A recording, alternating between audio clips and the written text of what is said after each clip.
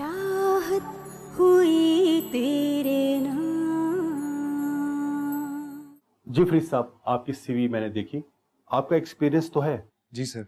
बात यह है कि हमारी फैक्ट्री की प्रोडक्शन 1 माह बाद शुरू होगी और आपकी ज़रूरत भी हमें 1 माह बाद ही पड़ेगी। ठीक है सर, मुझे कोई जल्दी नहीं है। अगर आप मुझे अपॉइंट करते हैं तो मैं 1 माह बाद ज्वाइन कर लूँगा आपको। आप वैसे हमारी रिक्वायरमेंट पे पूरा उतरते हैं, लेकिन अभी क्योंकि इंटरव्यू चल रहे हैं, मैं आपको 1 आध दिन में कॉल करके बता दूंगा। ठीक है सर, फिर मैं आपकी कॉल का वेट करूँगा। Thank you. Thank you.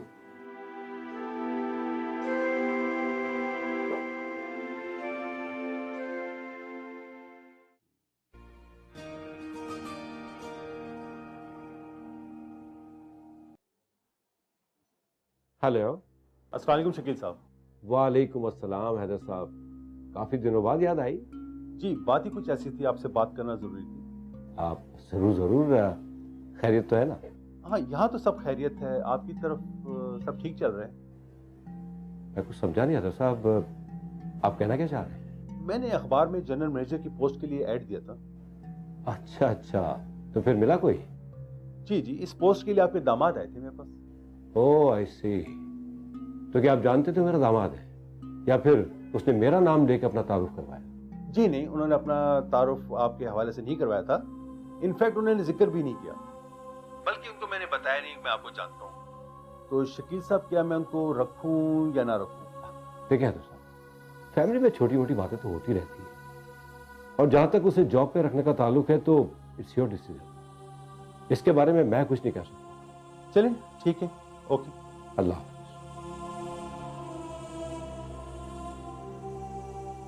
तो अब वो जॉब तलाश कर रहा है। मैम, जिस एजेंसी को आपने कॉल करने के लिए कहा था, हमने लास्ट ईयर भी उसी एजेंसी के साथ काम किया था। जी मुझे याद है, लास्ट ईयर उनकी मॉडल कुछ खास नहीं थी। जी मैम, उन्होंने कुछ न्यू मॉडल्स की पिक्चर्स भेजी। जी ठीक है, आप एक काम करिए, फाइल यहीं छोड़ जाएं, मैं ज़रा अरशद साहब से भी डिस्कस कर लूँ।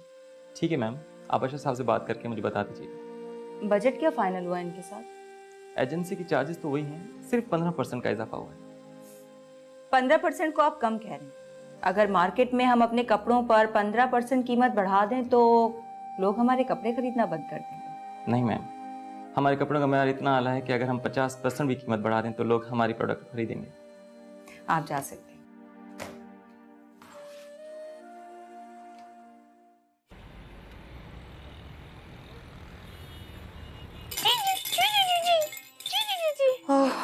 अस्सलाम वालेकुम बेगम साहब। वालेकुम सलाम। अम्मी कहाँ है? वो जी अपने कमरे में है, पहले वारिस पापा के साथ खेल रही थी, अब आराम करने गई है। चलो अच्छा है, एक कप चाय बना दो, मुझे सर में बहुत दर्द है। अम्मी उठ जाएं तो मुझे बता देना, मुझे उनसे जरूरी बात करनी है। जी ठीक है, मैं देखती हूँ वारिस को। मेरा बेटा, आजो आजो आजो आजो आजो।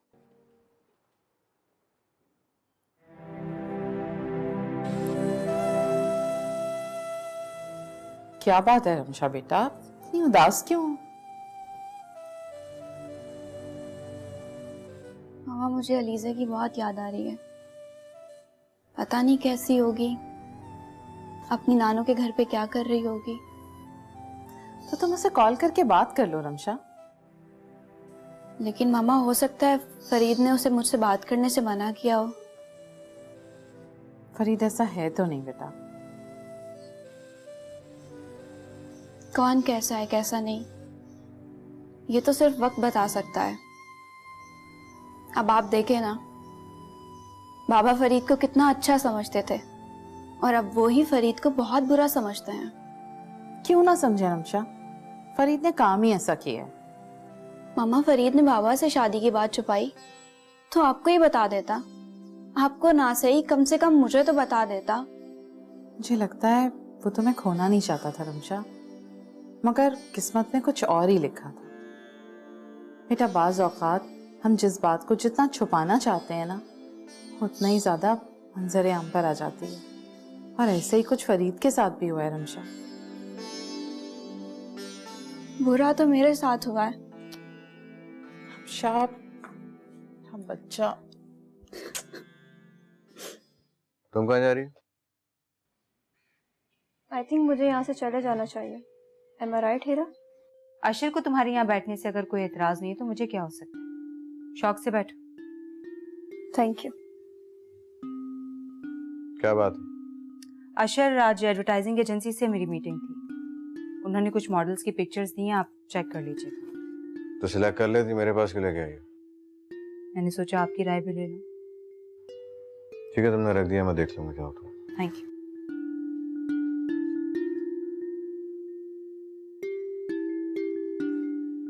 फाइल दिखाना।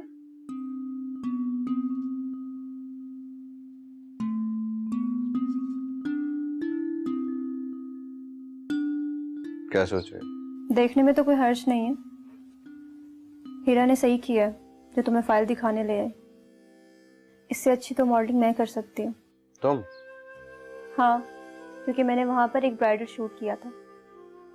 ठीक है, फिर मैं एजेंसी को कह देता हूँ कि मॉडल मैंने सिलेक्ट कर लिया। अच्छा, थैंक यू अशर। क्या सोच रहे हो? मैं सोच रही हूँ कि हीरा बुरा ना मान जाए। जब उसे पता चलेगा मैंने तुम्हें सिलेक्ट किया तो कुछ नहीं कहेगी। अशर, मैं चाहती हूँ कि मैं आंटी और हीरा को सरप्राइज दूँ, इसलिए तुम प्लीज किसी को कुछ मत बताना। हीरा को क्या बताऊंगा, उसे तो बताना होगा। तुम उसको कह देना ना कि तुमने मॉडल सेलेक्ट कर लिया। तो बताना जरूरी है? कहीं वो मेरे लिए मना ना कर दे। वो ऐसा नहीं करे।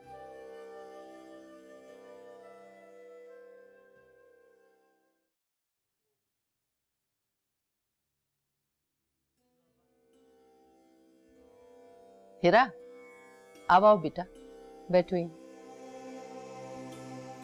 जी अम्मी। एक बात बताओ,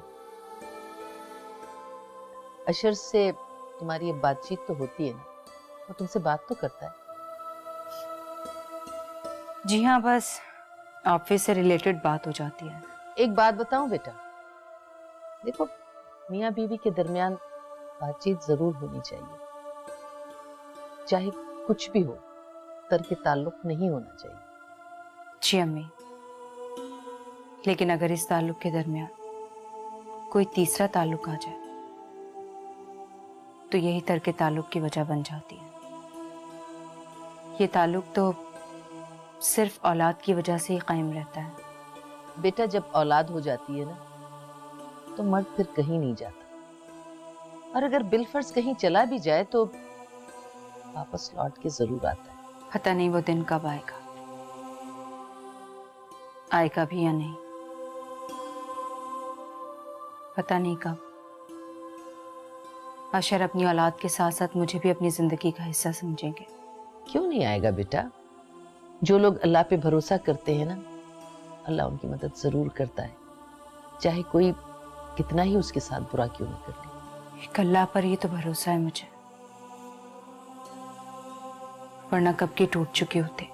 नहीं बेटा, ना उम्मीदी गुनाह है, उम्मीद पे दुनिया कायम है बेटा। अशर कहीं नहीं जाएगा, वो तुम्हारा है, तुम्हारा ही रहेगा।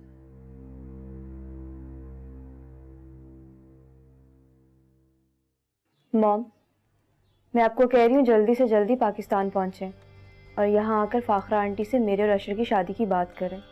सोनिया, मैंने तुम्हें कितनी बार मना किया है, ये ठीक नहीं है। उसकी बीवी और बच्चा है और तुम उससे शादी की बात कर रही हो। मामा, मुझे इससे कोई फर्क नहीं पड़ता, मुझे सिर्फ अशर से मतलब है। और अगर अशर यूएसए में होता तो मैं कब की शादी कर चुकी होती। और वैसे भी पाकिस्तान में अपनी पसंद की शादी करना इतना आसान नहीं है, और मैं फाखरा आंटी से बात नहीं कर सकती। तुम्हें पता नहीं कि जब अशर ने जोया से मर्जी से शादी की थी तो जोया का क्या हाल किया था फाखरा ने, कि अशर उससे मोहब्बत करता था और तुम तो एक तरफा मोहब्बत कर रही हो। मॉम, ये आप कैसी बातें कर रही हैं? अशर भी मुझसे मोहब्बत करता है और उसने तो अब जोया का जिक्र करना भी छोड़ दिया। तो तुमसे अशर ने इजहार किया है? मॉम, ये बात मुझे मेरे दिल ने की है कि अगर मैं अब शादी करूंगी तो सिर्फ अशर से ही। तो इसका मतलब है कि तुम नहीं मानोगी? जी बिल्कुल नहीं। आपको ये बात अच्छे से पता है कि मैं जिस चीज़ को हासिल करना चाहूँ मैं उसको हासिल करके रहती हूँ, उसके लिए मुझे चाहे कोई भी तरीका इख्तियार करना पड़े। ठीक है, मैं फाखरा से बात करूँगी। Thank you mom. ओके बेटा, टेक केयर, बाय।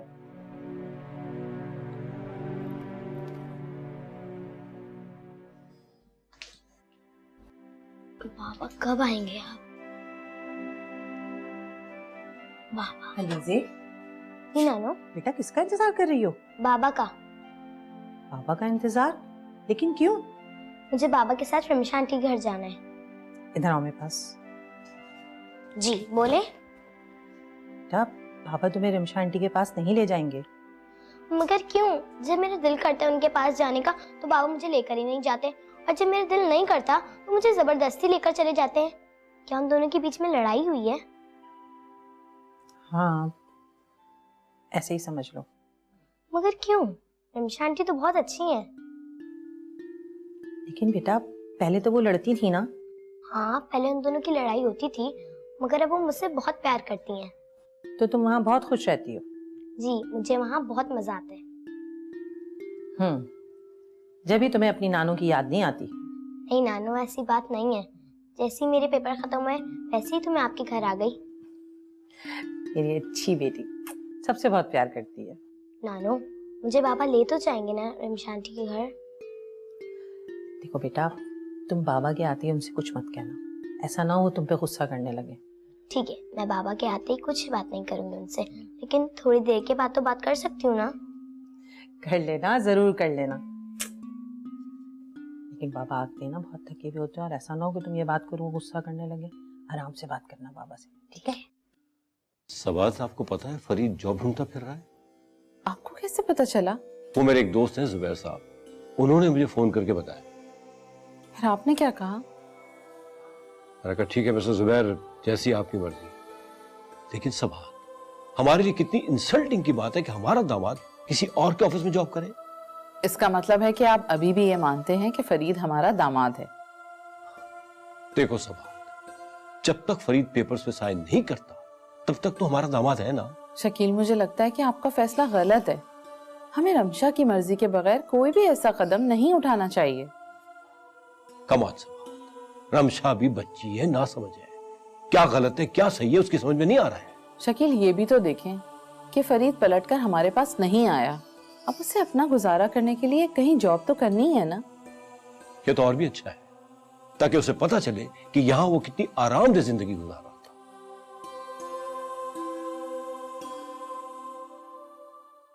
फाखरा, मैं शैला बात कर रही हूँ।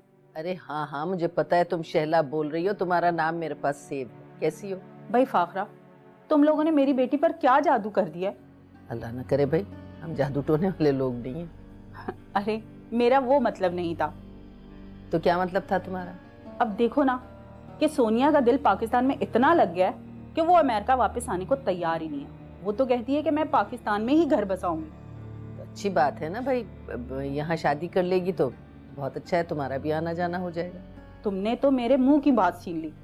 ठीक है, फिर मैं वो रिश्ते वाली से कहती हूँ कि फटाफट कोई अच्छा सा लड़का देख ले सोनिया के लिए, फिर तुम भी पाकिस्तान आ जाओ। अब तुम्हारे देखे बगैर तो मैं फैसला नहीं कर पाऊंगी।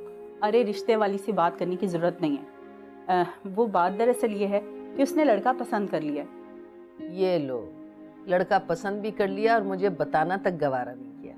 अच्छा, कौन है भाई, बताओ मुझे। भाई तुम उसको जानती हो। मैं जानती? कौन? भाई तुम्हारा आशर। दिमाग खराब हो गया है सोनिया का। वो ऑलरेडी शादीशुदा है। उसकी बीवी अगर मर गई है तो उसका हरगिज ये मतलब नहीं है। उसकी दूसरी बीवी हिरा मौजूद है, उसका बच्चा है। ऐसी बातें कर रही हो? तुमने उसे समझाया तो होता। तुम क्या समझती हो कि मैंने उसको समझाया नहीं?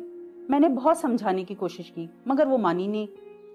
अच्छा ठीक है, मैं उसे समझाने की कोशिश करती हूँ। हाँ ये ठीक है, तुम उसको समझाओ, शायद वो तुम्हारी बात समझ जाए। ठीक है, खुदा हाफिज। ओके, अल्लाह हाफिज।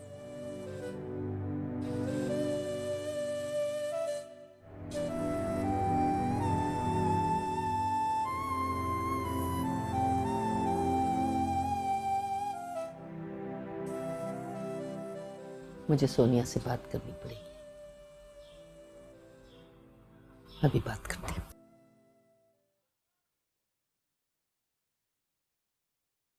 किसकी शर्ट है ये? अशर की। यहाँ क्या कर रही है? प्रेस कर रही थी। तुम क्यों प्रेस कर रही थी? घर में नूरी और हिरा है ना, उनकी जिम्मेदारी है। तो इसमें हर्जी क्या अगर मैंने कर ली तो?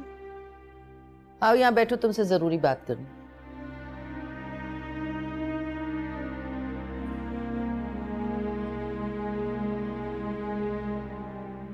देखो अशर के कोई भी काम करने की जिम्मेदारी हिरा की या नूरी की है, तुम्हारी नहीं। आंटी हीरा तक तो ठीक है, लेकिन नूरी इस घर की मुलाजमा है, वो अशर का काम क्यों करेगी? इससे तुम्हारा कोई सरोकार नहीं कि उसकी वाइफ करे या उसकी मुलाजमा करे, तुम्हारा मसला नहीं है ये। तो आंटी इसमें हर्ज ही क्या है? अगर मैंने अशर का काम कर दिया तो? हर्ज है, मरी जोया है, हिरा नहीं। और तुम अपने दिल से अशर का ख्याल बिल्कुल निकाल दो। ये मेरे बस में नहीं है आंटी।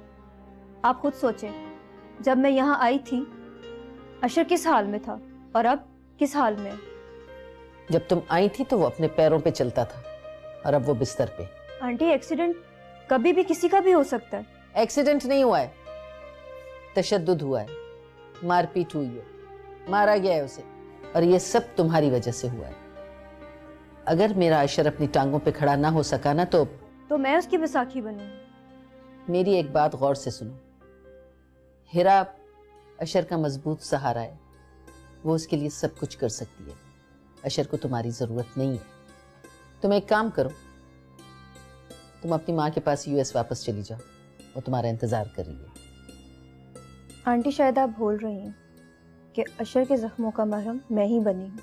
मेरी वजह से वो जोया को भूल रहा है और मेरी वजह से ही उसके होठों पे हंसी आई है। क्या मतलब? उसने तुम्हें जाने नहीं दिया? आप चाहें तो उसे पूछ सकती हैं। ठीक है, जब तक वो चाहे तुम यहाँ रुक सकती हो, लेकिन अशर की बीवी बनने का ख्याल अपने दिल से निकाल दो। आंटी आप मेरी एक बात सुने। कहो।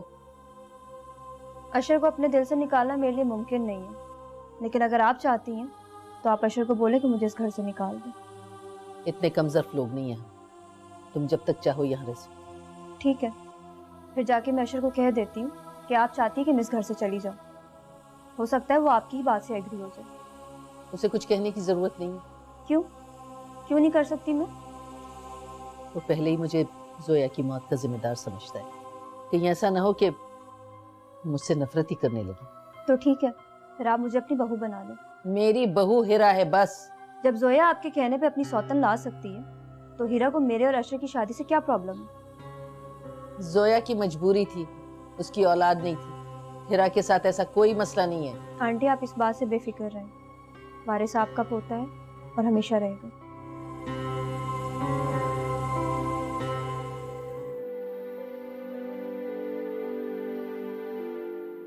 चाहत हुई तेरे